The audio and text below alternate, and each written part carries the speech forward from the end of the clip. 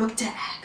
This tag was originally created by Catalyst Reads. I will link his original tag below, and it consists of 9 devious, thought-provoking questions. They're not really devious, I don't know why I said that, but anyways, let's get into it. Question 1 is, which trope or tropes annoy you most in books? So I've actually touched on this trope before and my dislike for it, but that is love triangles. I understand the ones where it's like the best friend loves the girl or the guy and they don't realize it because they are too consumed with somebody else who's not good for them. I get that one, but one that I don't like, one that really just frustrates me beyond belief, is when this one person in the middle claims to be equally in love with the two on the side, and basically just strings them both along, and they just kind of go along with it because they're just so in love.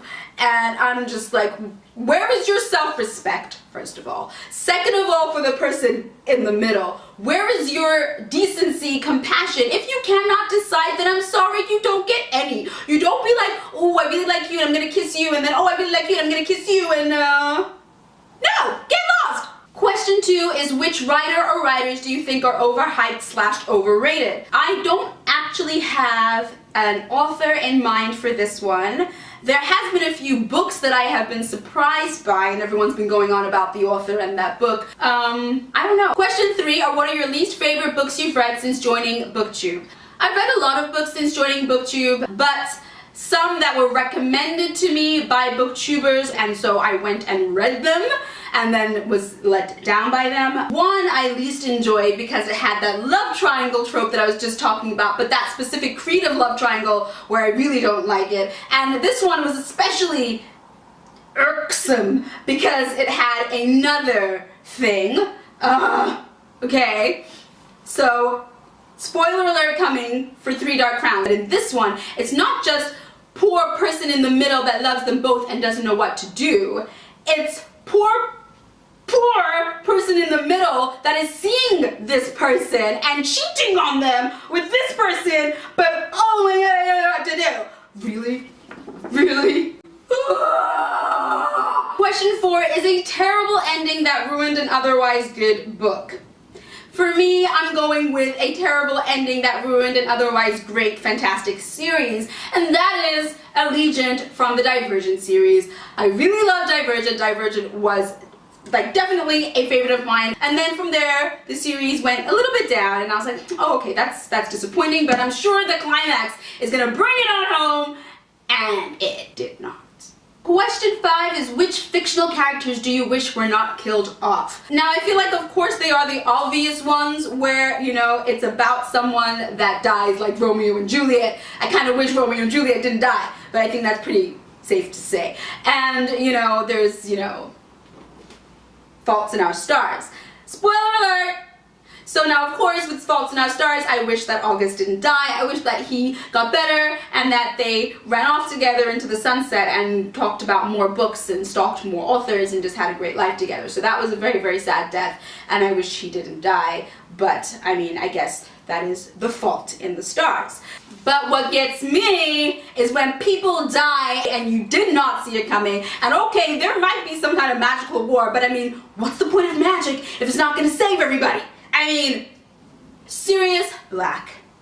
Was that necessary? Why could he not stay alive? Especially when Harry is going to lose Dumbledore, who is like his only father figure. Why does he have to lose Sirius as well? And I'm sorry, but Sirius spent a good part of his life in Azkaban. I mean, is that not punishment enough? When he finally comes out of Azkaban, can he not live a long and happy life? And the other one that I'm not impressed with, really, really not impressed with, is Fred Weasley. He is the best. He is funny and he is great, and just no. Question 6 are, what are some of your bookish pet peeves? I probably have a few of those, but there are 3 that instantly pop to mind. So one I'm going to show you on this little children's book because it's easier to do it without causing irreparable damage. So one I don't like is when the person opens the book, but imagine it's a thicker novel book, and bends it back. What are you doing? Another one that I'm not even going to show you because you can use your imagination is when they want to mark the page and they don't have a bookmark and they don't come up with like a piece of paper or something. They bend it. They bend the page to mark where they are and close it down, and that heavy weight just... And the third and final thing that gets to me, that's a bookish pet peeve, is when you're drinking a drink. Whether it's a hot drink or a cold drink, it has a ring on the bottom and the book is there and you use the book as a coaster. Question 7. What are some books you feel should have more recognition?